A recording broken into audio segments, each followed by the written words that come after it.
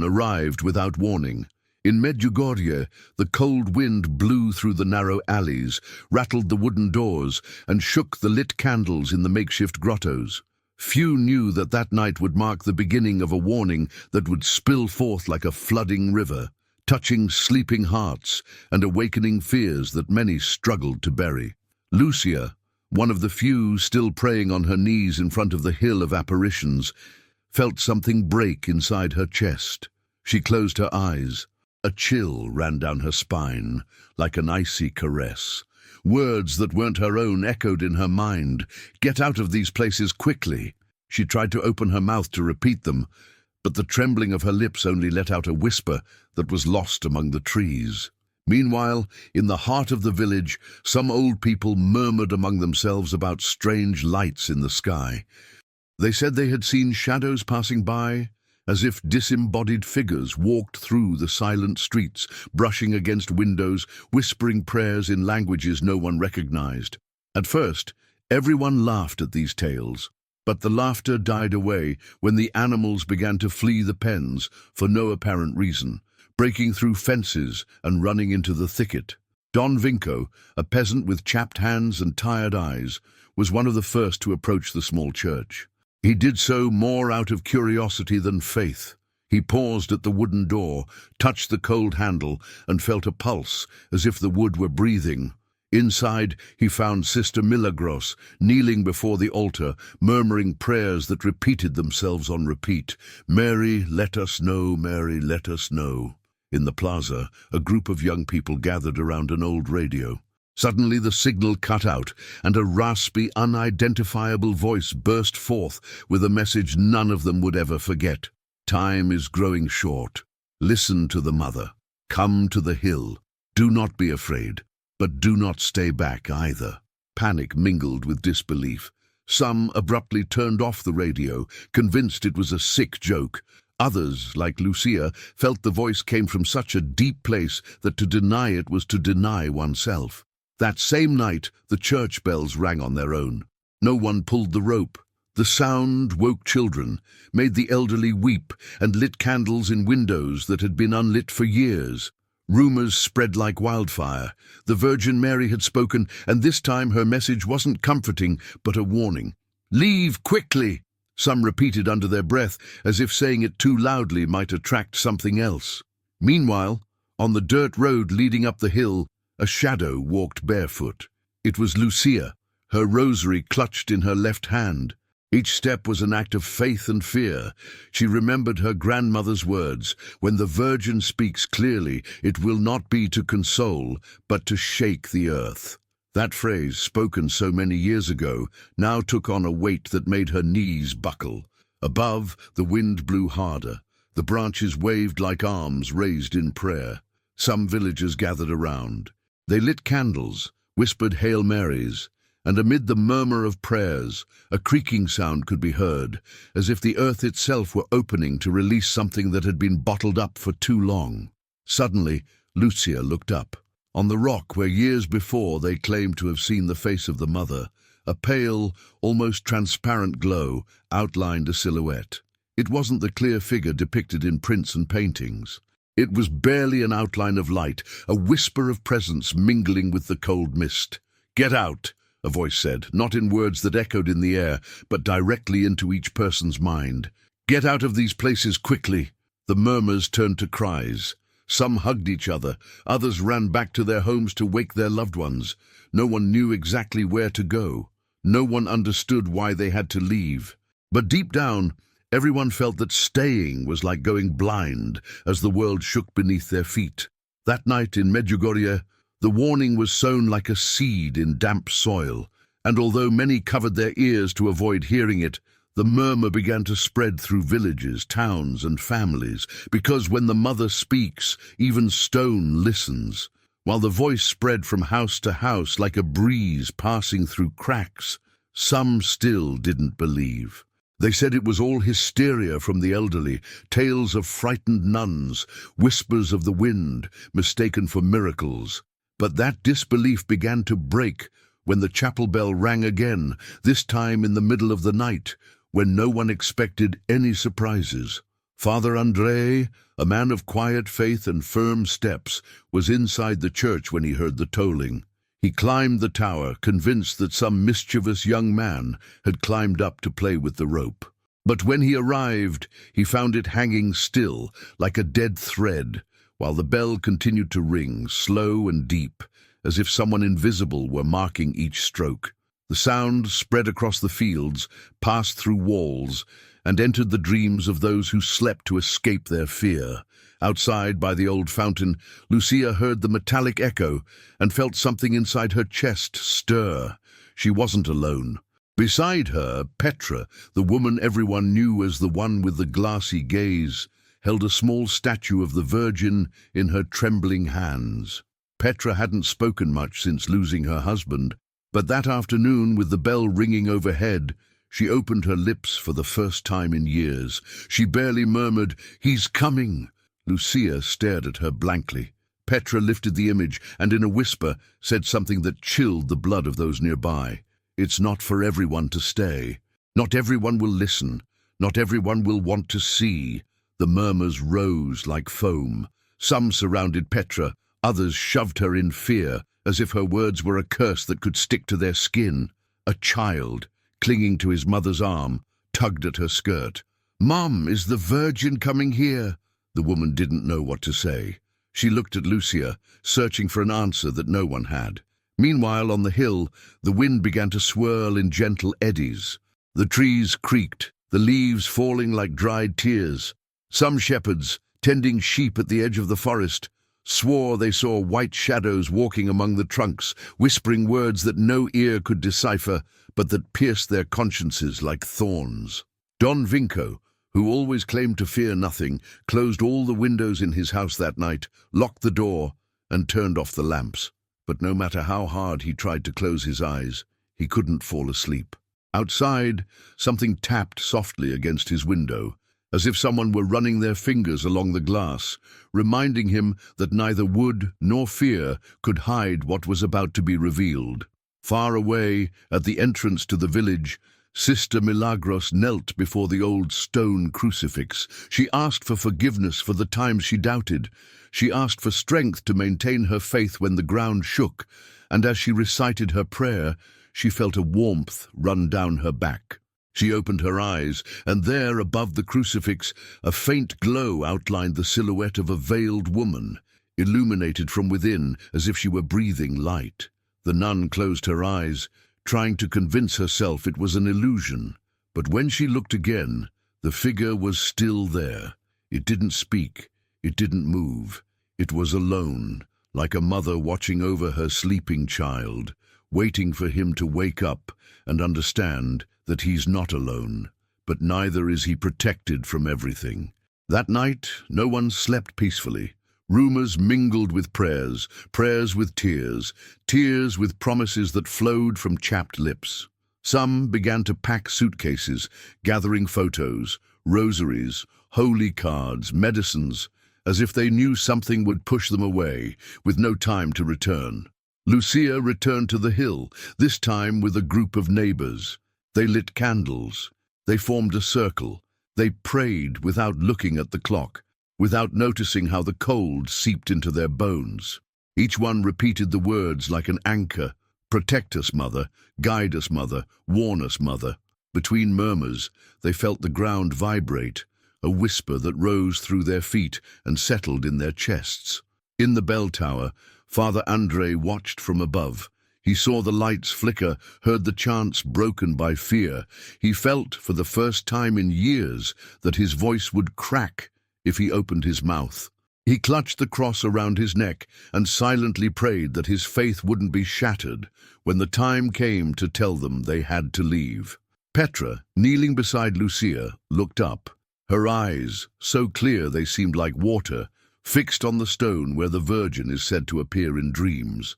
She took a deep breath, shivered from the cold or from certainty, and murmured, like someone reciting something she'd always known, "The signal is already here.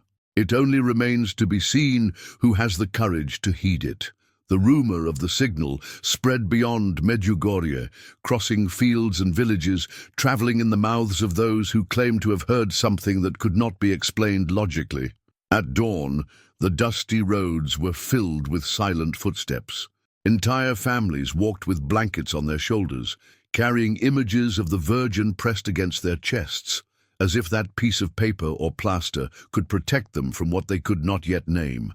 Lucia, her eyes swollen from crying and watching, had unwittingly become a beacon for many. She didn't even understand why more and more faces were forming around her, waiting for her to say something, to show them where to step, when everything seemed to be shaking beneath her feet. She felt small, broken, insufficient, but every time she closed her eyes, she saw the same thing, the silhouette of the Virgin, wrapped in a pale glow, repeating the same phrase that had woken her that morning. "Come out quickly." Don Vinco, still refusing to let go of his stubborn peasant pride, walked behind the group, muttering curses under his breath. His hands, so accustomed to wielding tools, now held a small suitcase containing some old clothes and a yellowed photo of his dead wife. He said he didn't believe it, but there he was, following the stream of people, as if something invisible were holding his heels and urging him forward. Petra, always with her glassy gaze, walked alongside Lucia. Sometimes she stopped in the middle of the path, closed her eyes, touched the ground with her trembling hands, and murmured unintelligible words. The curious children came closer to listen, convinced that this woman could speak to the Virgin in a language only angels understood. Father André, behind them all, held a dark wooden crucifix. His faith, once a habit repeated between stone walls, was now a fragile flame he tried to shield from the wind. He knew he must guide, sustain, and provide answers, but every step reminded him that not all his years in the seminary or all his sermons could explain what now burned like fire beneath the skin of those people. In the central plaza, where fairs and markets had once been held, makeshift altars now stood. Women lit candles, men dug holes to bury papers with handwritten promises and prayers.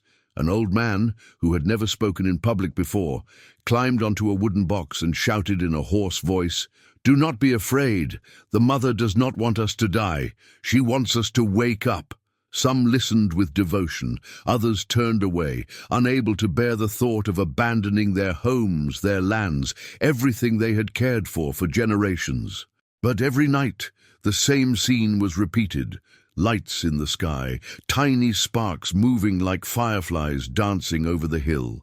Restless animals escaped from their pens and disappeared into the fields as if something beyond instinct told them it was no longer safe to stay. And among those flashes, some claimed to see the figure of a woman standing, arms outstretched, covering the ground with a blanket of light. Lucia listened to every testimony, every tear, every fear. She felt tiny, like a leaf blown by the wind, but when someone asked her, "What do we do now?" she didn't hesitate. She took their hand, looked them in the eyes, and repeated the only thing she knew how to say without trembling. "Pray, listen, and when the voice whispers, be silent inside to understand it." The rumor became wind, and the wind, voice. Those who had once mocked now prayed in the darkness of their rooms with closed doors and clenched hands. Each one felt something different. Some dreamed of water washing everything away, others of fire springing from the earth, others of open doors in the middle of a lit field. No one could explain it, but they all shared the same certainty. It was the Mother speaking, and it was impossible to pretend not to hear her. Petra would sometimes wake up shouting phrases that dissolved before reaching anyone else's ears. Then, exhausted, she would ask for a glass of water and say, "Time is growing short." The wind brings the voice. The voice seeks a clean heart to rest.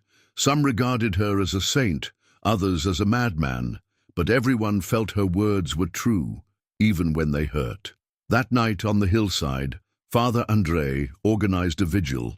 There were no festive songs or fresh flowers, only flickering candles, rosaries dangling from rough hands, exchanged glances between strangers who now felt like brothers in the same unanswerable question. Lucia, Petra, Don Vinco, the old man in the square, the children playing among the stones. They all surrounded the old statue of the Virgin, covered in candles and withered flowers. The wind blew harder. Some thought they heard words hidden among the rustling of the leaves.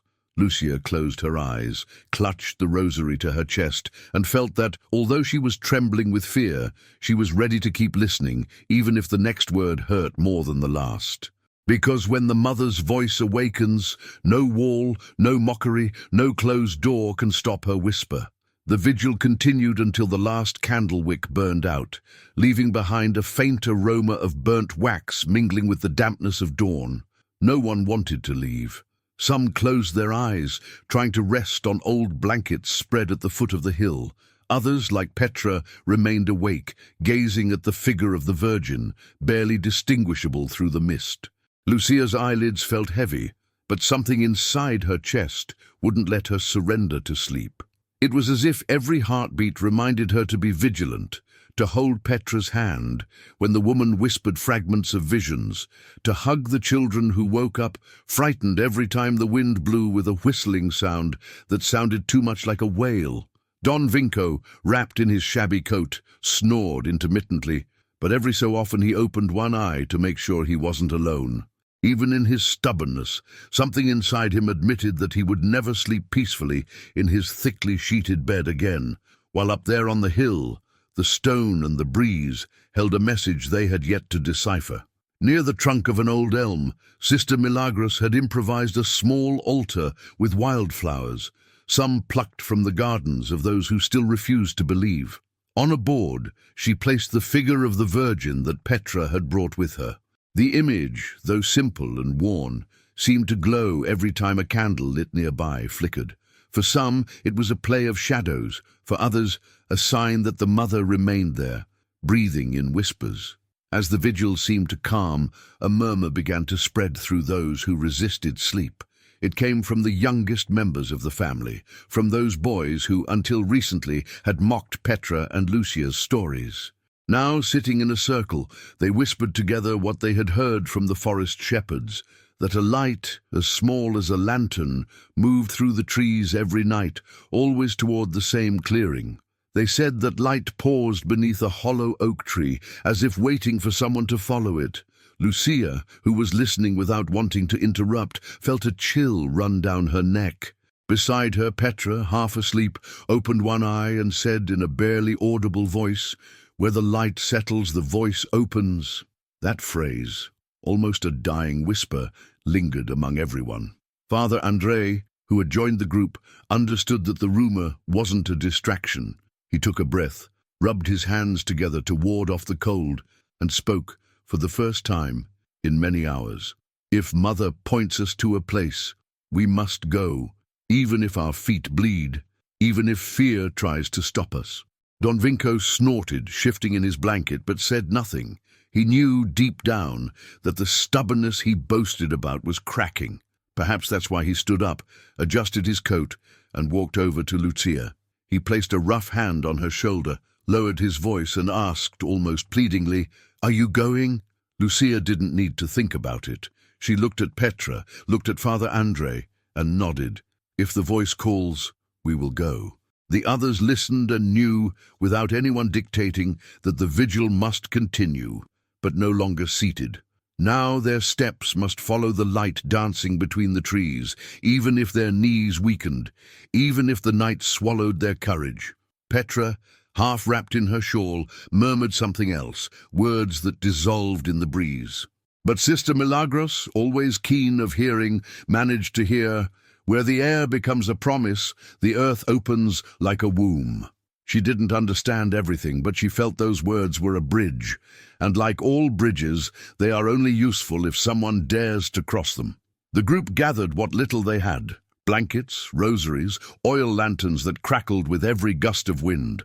The hill was left behind, but the Virgin remained within, because each one carried in their hearts a spark of that presence that, without saying so, demanded new steps, steps toward the thicket, toward the roots of a forest that breathed secrets.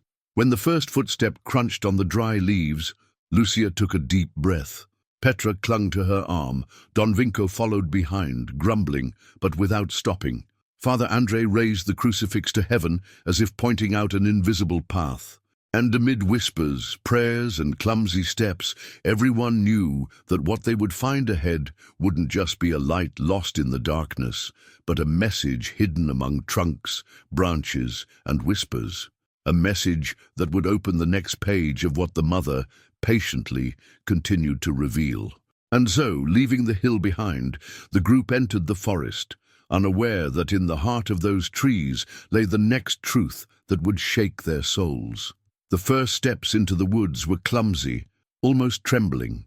Low branches scraped their arms, oil lamps cast twisting shadows across the trunks, and each rustle of dry leaves felt like a whisper inviting them to turn back. But no one stopped. The murmur of light, that spark that danced like a will-o'-the-wisp between the trees, pulled them along as if an invisible hand were opening the way.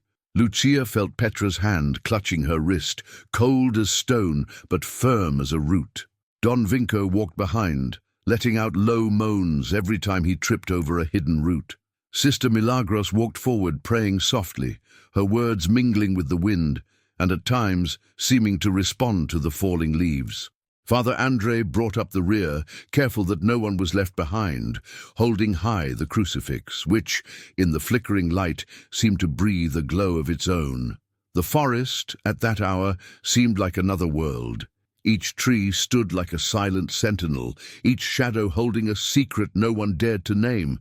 In the midst of that darkness, some claimed to hear footsteps that didn't come from the group, shadows crossing from one trunk to another, invisible gazes that followed them without touching them.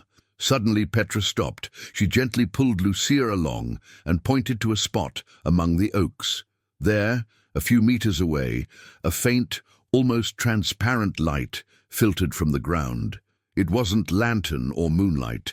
It was a glow that seemed to spring from the earth itself, as if someone had lit a candle beneath the leaves that needed neither oil nor matches. Don Vinco took off his hat, pressed it to his chest, and swallowed. The boys, the same ones who until recently had mocked Petra, now looked at her with a mixture of fear and respect. No one said a word. All that could be heard was the rustling of the breeze and the faint flickering of the light that continued to pulse beneath the hollow oak tree. Lucia took a step forward. Every leaf she stepped on seemed to whisper something she couldn't quite understand. Petra behind her murmured fragments of prayer. Where the root opens, the voice awakens. And with each step, those words became truer. When they reached the clearing, they all saw the same thing, a cavity at the base of the oak like an open mouth, from which a warm glow emanated. Sister Milagros immediately knelt. Don Vinco crossed himself, as if suddenly remembering every prayer he had forgotten over years of stubbornness. Father Andre placed a hand on the rough bark of the tree and closed his eyes, letting out a whisper that barely managed to utter, "You are here too." From the cavity, without warning, a scent of fresh flowers wafted forth, impossible to explain in a damp, dark forest. Lucia felt her breath fill with that perfume. She also felt that for a moment her fear receded, giving way to a calm that hurt, because it was too reminiscent of hope. One of the young men, the most skeptical, wanted to get closer. He knelt down and put his hand into the cavity, perhaps searching for a lamp, a trick, something that might restore logic to what he was seeing. But when his fingers touched the damp earth, he gasped. The earth was warm, almost hot, as if a hidden heart beat inside. Petra leaned over, put her hands on the boy's shoulders and whispered, "Don't be afraid. Not everything that burns destroys. Sometimes what burns cleans." The others knelt one by one, surrounding the oak like a flock finding shelter. Some wept, others prayed. The clearing filled with murmurs and labored breathing. The wind, which had previously whistled in warning, now seemed to caress each face, carrying with it words heard, not with the ears, but with the chest. Lucia felt she had to say something, not because she knew what to say, but because inside her, the voice she'd heard that first night burned brighter than ever. She opened her lips, looked for Petra, and together they murmured the same thing. The Mother calls us, not to flee aimlessly, but to clear the path. Father Andre stepped away from the tree trunk, raised the crucifix, and murmured a prayer that no one fully understood, but that everyone felt like a heat wave that made their skin crawl. The boy, still holding his hand covered in warm earth, looked at Lucia and asked, "What should we do now?" Lucia took a deep breath. Petra closed her eyes. Don Vinco, as if finding strength in his stubbornness, answered before anyone else, "Follow. If the root speaks, it's because something awaits ahead." The clearing was filled with silence again, but it was a different kind of silence, one that felt more like a murmur preparing to become a shout. Some turned off their lanterns, as if they understood that the only light they needed now pulsed beneath the earth, within them, in their roots, in the promise. And as they gathered their blankets, their prayers, and their trembling, they knew they would never turn back that night. The forest would become thicker, darker, but also more alive, because the voice whispering in the roots now urged them forward, toward where the next sign awaited, hidden among shadows and branches that breathed secrets. And without saying it, each one understood that to hear the next truth, they would first have to go deeper, to where the night whispers and the earth opens like a threshold. The clearing was left behind, but its warm light remained lit in each one's gaze. Lucia felt that spark burning beneath her skin, like a tiny beacon guiding each step. Petra walked beside her, murmuring fragments of prayers that mingled with the crunch of branches and leaves under her tired feet. Behind her, Don Vinco advanced with his old suitcase on his shoulder, sighing with exhaustion, but without stopping. Sister Milagros prayed a rosary almost silently, touching each bead as if brushing it with her fingers would turn it into a shield. The forest grew denser as they went deeper. The tall old trees formed tunnels of shadow that swallowed up what little light they brought.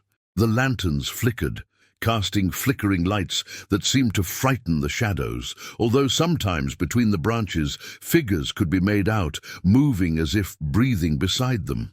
No one said anything. It was a silence that weighed heavily, but also enveloping like a blanket. Only the wind sang its broken song, rustling the leaves, making the candles on the lanterns tremble. At times, distant creaks could be heard, footsteps that weren't theirs, or whispers that mingled with the sigh of the night. Suddenly, Petra stopped. She closed her eyes and tilted her head to one side, as if listening to something no one else could hear. Lucia approached and took her hand. "What's up, Petra?" The woman opened her glassy eyes and murmured, "Someone's following us, but not to stop us. He's here so we don't get lost." Their eyes met. Some felt a chill run down their necks. Don Vinco, stubborn, snorted, "Bah, fantasies!" But Sister Milagros looked at him with a calmness that made him fall silent. "Not everything that walks in the shadows is an enemy, Vinco. Sometimes the shadow protects what must not yet be seen." Father Andre took a step forward, raised the crucifix, and prayed aloud, as if those words would create an invisible wall around him. Lucia breathed deeply.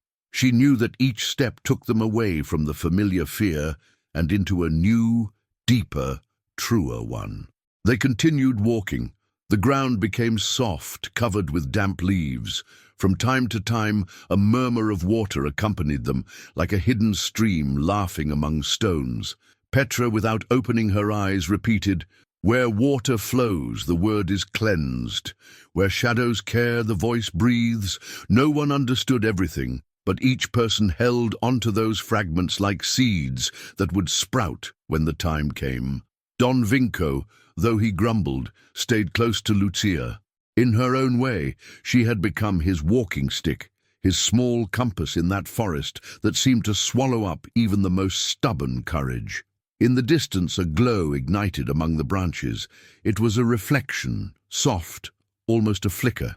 The younger ones ran to look, pushing each other to make their way. When they arrived, they found a figure. It was a stone statue, almost covered in moss and dried leaves.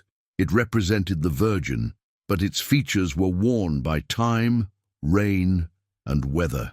Even so, it seemed to look at them, with carved eyes that couldn't see but spoke volumes. Sister Milagros knelt before the figure.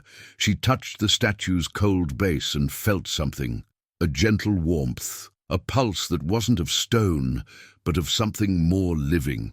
She closed her eyes, murmured a prayer, and her lips formed a smile that no one had seen on her for years. Lucia placed a hand on the nun's shoulder. Petra, behind her, looked up at the sky, searching among the treetops for a fragment of moonlight that drifted by in pieces. "We're not alone," Petra whispered. "The shadow that follows us is the one that covers us from the edge of night." Don Vinco, not knowing what to do, took off his hat, placed it at the feet of the statue, and murmured something that only Lucia could hear. "If I am to believe, let it be here. If I am to fear, let it be with you." The murmurs died away. Only the wind continued singing. Through the branches, a warmer breeze caressed their faces. It was as if, for a moment, the night embraced them. No one knew how long they remained there, kneeling, their gaze fixed on that worn figure. It was stone, but it breathed faith. When Petra opened her eyes, she looked at Lucia with a certainty that pierced the fog. "We cannot stay. We rest here, but we do not dwell. What we seek lies deeper within. What the Mother keeps for us is not given clearly, but in shadow, and in that shadow lies the answer." Lucia nodded. She knew they had to continue. The clearing, the root, the statue, they were all part of the same thread, pulling them towards something they couldn't yet name. Something the Virgin hid, not to confuse, but so that faith would grow like a seed in dark soil. One by one, they stood up. They gathered lanterns, rosaries, and blankets. Sister Milagros kissed the base of the statue and said one last prayer before turning toward the path that opened up through the mist. Don Vinco adjusted his coat, took a deep breath, and, although no one heard him, murmured to himself, "May the shadows protect me, if the light has yet to come." And so, enveloped in mist, protected by the shadow that walked beside them, the group continued forward, step after step, knowing that the next whisper awaited in the deepest silence of the forest, where the Mother's voice would become a tremor, a word, and a revelation. The forest, ever thicker, swallowed the little light that escaped from the lanterns. Their steps sank into the damp leaves, and each creak was mingled with a dull heartbeat that came not from the heart, but from the earth itself. Lucia walked in front, guided by Petra, who seemed to float more than tread. Behind her, Sister Milagros held a candle that sputtered with every gust of wind. Don Vinco, resigned to whispering prayers, moved forward like an old dog that, although it growls, remains faithful. There was something different about that part of the forest. The air was thick with a scent that didn't belong there, a mix of incense, fresh flowers, and a faint aroma of burnt wood. Each inhalation left a warm trail in the throat, as if breathing in a memory. Petra stopped suddenly. She raised a hand to silence them. In the thicket, everyone heard the same thing, a soft echo, a murmur that didn't come from the wind or their mouths. It was as if someone were praying, very far away and very close at the same time. The words were indistinguishable, but their rhythm could be felt inside, beating against the ribs like a slow drum. Lucia turned to Father André, who stepped forward, raised his crucifix, and closed his eyes. "Do not be afraid," he whispered. "Where the voice resounds, the sign is revealed." Petra nodded, her eyes fixed on the mist now swirling between the trunks. "Listen," he said. "Don't look, don't ask. Listen first."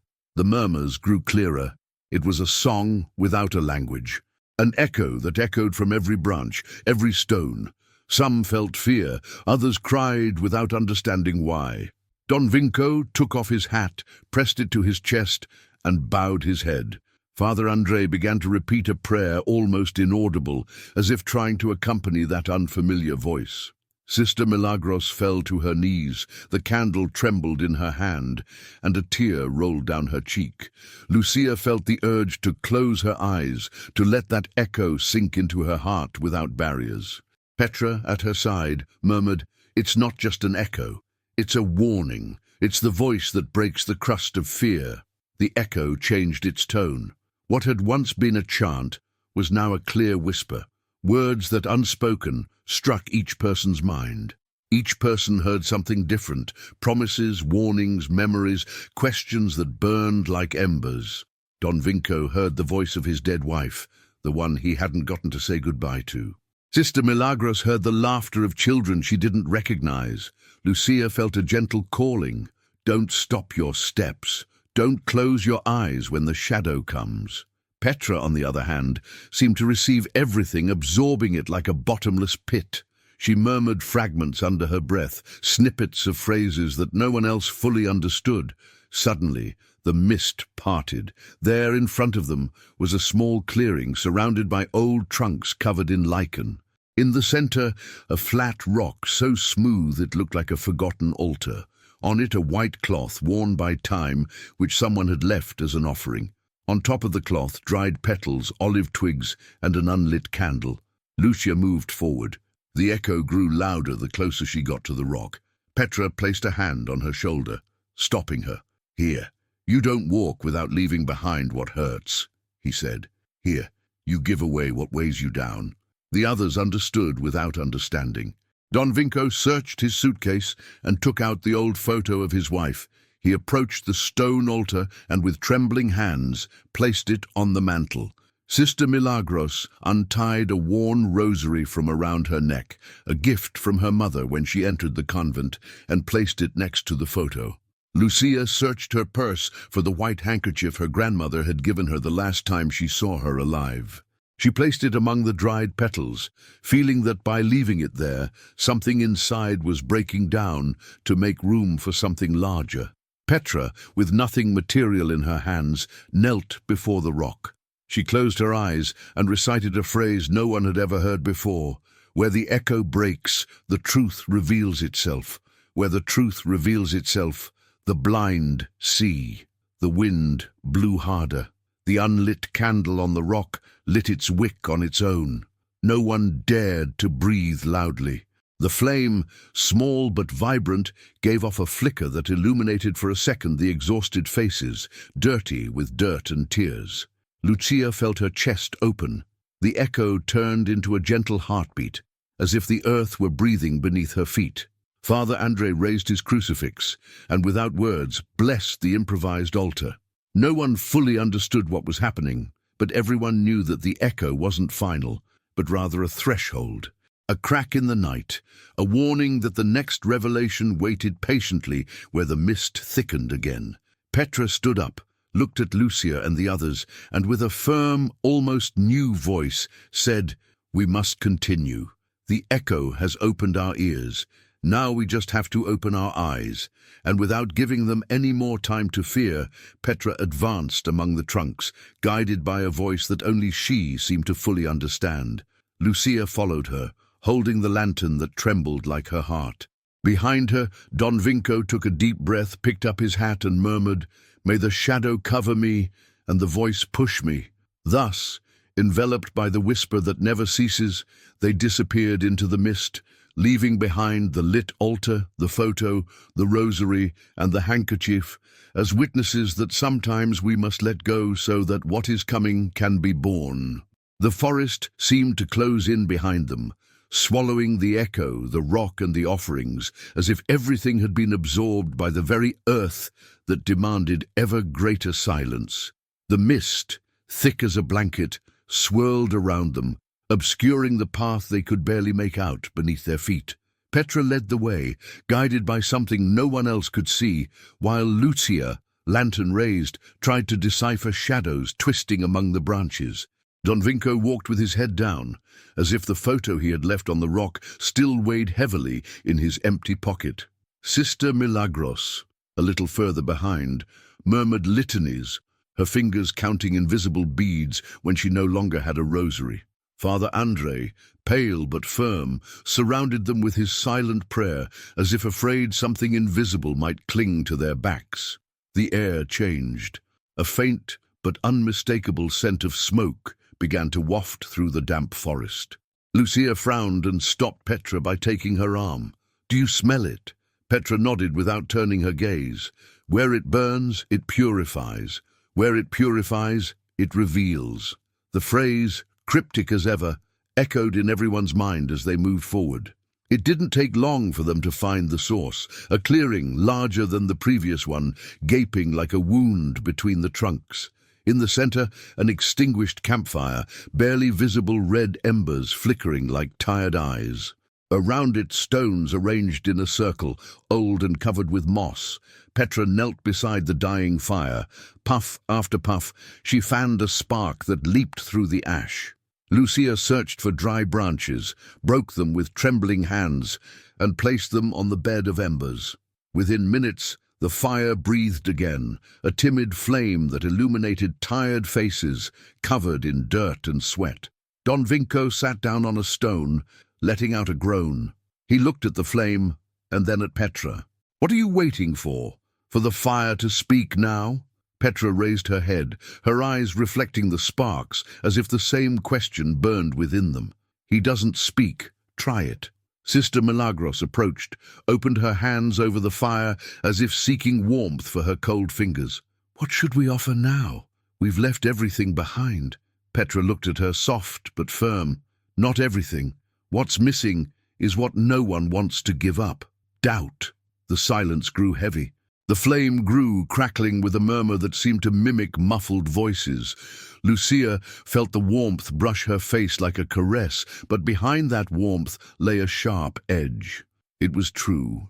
They had left behind objects, tears, memories, but they still carried questions that weighed like stones inside their chests. Don Vinco bent down toward the fire, took a handful of damp earth and threw it into the flames. The smoke twisted, rising in flashes. He murmured something no one understood, but everyone felt a tremor beneath their feet. Petra closed her eyes and stretched out her hands over the fire. "Mother, if we are to cross, let the embers burn what is no longer useful." Lucia knelt beside her. She felt she must let go of what she was still hiding, her fear of losing Petra, her fear that all of this was nothing more than shared madness. She murmured her fear of the fire, and as she did, the flame seemed to lean toward her as if listening. Sister Milagros let out a moan, tears falling and sizzling as they touched the embers. "I'm not afraid of dying," he whispered. "I'm afraid of returning without understanding." Father André took her hand. "Nothing dies when it is offered in faith. What fears death is the lie." A wind blew through the clearing. Sparks rose like fireflies and disappeared into the dark canopy. For an instant, everyone saw something in the mist, figures, shadows moving around the stone circle. There was no threat in them, but no comfort either. They watched, silent witnesses to a sacrifice that was not yet complete. Petra stood up, her shadow enlarged by the crackling campfire. "Fire purifies, but it doesn't decide. The crossing isn't here, it's ahead. Only those who cross with bare chests will know what the mother holds." Lucia took a deep breath. Her eyes met Don Vinco's, who didn't argue this time. Sister Milagros closed her eyes, repeating her favorite prayer. "Don't leave me, Mother, if my knees give way." Father André raised his crucifix, his voice barely a whisper. "Guide us." The fire was burning slowly. It didn't need to burn any longer. It had burned what it needed to. Petra turned around, picked up her worn shawl, and placed it over Lucia's shoulders, like someone protecting a living flame. "Go ahead," he murmured. "The crossroads await us, where the river breaks the earth." And without turning to see if everyone was following her, she went back into the shadows where the mist swallowed up every step. Lucia followed her, sensing that faith isn't a promise to be repeated, but a bridge to be crossed with wounded feet. Behind them, one by one, the others stood up. Don Vinco put out his hat on his knee. Sister Milagros picked up a sliver of ash and held it in her hands as a reminder that sometimes one only moves forward when doubt turns to dust.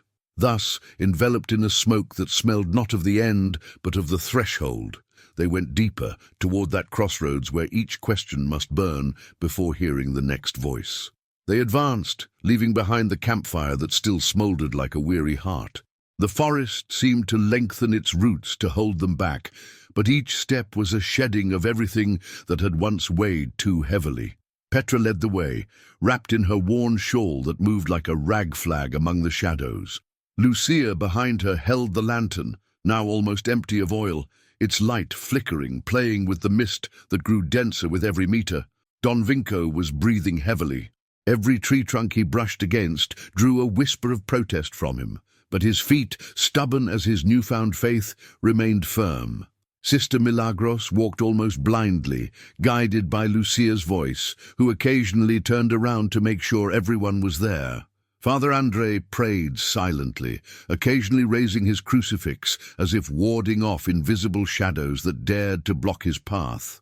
Suddenly, the mist parted like a torn veil, and before them appeared the river.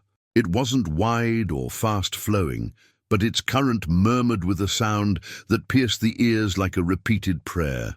The water reflected glimmers of moonlight, barely visible among the tangle of leaves.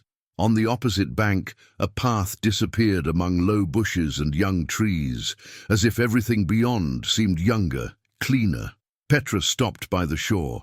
She knelt down, put her hands in the icy water, and murmured, "Where the river divides, the word is found. Where the word is found, the lie dies." Lucia placed the lantern on a rock. The flame flickered, struggling to stay alive. She looked at the river, then at Petra, then at the rest of the group. "How do we cross it?" he asked in a trembling voice. Don Vinco gave a tired, almost mocking laugh. "Are we going to get our feet wet for a whisper?" But his sarcasm rang hollow. He knew they had no choice. Cross or turn back, and turning back was no longer part of the journey. Sister Milagros crossed herself, knelt next to Petra, and touched the water with her fingertips. "It's cold," he whispered, "like fear when it turns into certainty." Petra looked up, her eyes fixed on Lucia. "It's not just crossing. It's crossing without carrying what shouldn't be carried." The words floated like leaves on the water. Each of them knew, without saying it, that they still held something they had to let go of there, on the shore, before stepping into the current. Lucia closed her eyes. She felt a knot form inside her chest, the fear of losing Petra, the fear of not understanding anything, of following a voice that perhaps wasn't real. She took a deep breath, opened her hands above the water. She let the cold bite her skin, take away something more than the shivering. Don Vinco, resigned, took off the worn cap he had always worn since his wife died. He looked at it, like someone examining an old wound, and dropped it into the current. The cloth soaked immediately, sinking slowly as the current carried it downriver. "Let him take what weighs more than my bones," he murmured. Father Andre raised his crucifix, held it over the water but didn't let go. Instead, he closed his eyes, pressed his lips together, and silently offered up what he still held, his fear of not being a sufficient shepherd for a flock that now walked without borders. Sister Milagros untied an old ribbon tied to her sleeve, a memento of her first habit. She let it float down the current like a white whisper that quickly disappeared. "If faith outweighs fear, then let it float away," he whispered. Petra, on the other hand, didn't let go of anything physical. She just breathed, opened her arms and murmured, "I cross with what I am. What is useless, the mother will uproot as she passes." Lucia was the first to set foot in the water. The cold bit her ankle, whipping up to her knee. She closed her eyes and moved forward. Petra followed, her shawl floating like a wet flag. Sister Milagros took a deep breath, took one step after another, clinging to the gaze of Father Andre, who, without letting go of his crucifix, moved forward behind her. Don Vinco grunted, muttered an insult to the icy water, and also stepped in, splashing drops that mingled with his own tears. Halfway across the river, the current was stronger than it seemed. Every step was a struggle against an invisible pull that seemed to want to hold them in the middle of nowhere. Lucia felt her legs tremble, her body wanting to return to the shore. But Petra held her arm, looked at her without speaking, and that silence was a cry. "Don't look back." When they finally set foot on solid ground, water trickled from their clothes, but something lighter than the cold enveloped them, a feeling of having shed an old skin. They watched the current carry away scraps of cloth, doubts and fears. They watched the mist close behind, erasing the path that no longer belonged to them. Petra took a deep breath and looked up at the path that opened before them, flanked by shorter, younger trees, as if the earth were also breathing new breath. What we left behind will never return. What's coming has yet to show itself, he said softly. Lucia squeezed his hand, feeling the faith throb like a glowing ember beneath her wet skin. Don Vinco, trembling but standing, burst out laughing, echoing in the night. If after this there is no answer, let the river take me back. But no one answered, only the murmur of the water behind them, carrying doubts, questions, broken promises. Father Andrei stepped forward, raising his crucifix to the mist. The next step is dictated by the voice, he murmured, and the voice always delivers. Without another word, one by one they began walking again, letting the mist swallow them up, without looking back, without waiting for permission. Because they knew that on the other side of the river there was no way back, only the promise of a whisper that waited, patiently, where the earth opens again like a threshold. The crossing was left behind, swallowed by the cold current that now murmured in the distance like a song that refuses to fade. Their wet clothes clung to their skin, reminding them that every sacrifice leaves its mark. Petra walked ahead, her steps firm on the soft earth. Lucia, breathing raggedly, held her lantern, now flameless, as a symbol of what she no longer needed. The light came from within. Sister Milagros looked at each tree, as if a voice could leap out from behind every trunk. Don Vinco continued muttering prayers, but his voice no longer sounded tired but anxious, like someone who senses that around the next bend the answer waits in silence. Father Andrei surrounded them all with his murmurs, raising his crucifix every now and then, like someone clearing the air of doubts and shadows. The mist gradually subsided, dissolving into shreds that disappeared among low bushes and wildflowers. The ground became firmer, almost warm, as if the earth were breathing beneath her feet. Petra stopped and raised her face. A ray of moonlight pierced the canopy of leaves, bathing her in a soft glow. Lucia felt like she had been walking all this way to reach that exact spot. "Here," Petra whispered. "Here the voice stays." In front of them lay a small clearing, surrounded by willows swaying like praying hands. In the center, a huge stone, polished by weather and time. Above it, a simple hand-carved figure, the Virgin, uncrowned, unadorned, just her sculpted cloak and her face tilted forward, as if listening to something secret. Sister Milagros fell to her knees. Don Vinco took off his hat and pressed it to his chest.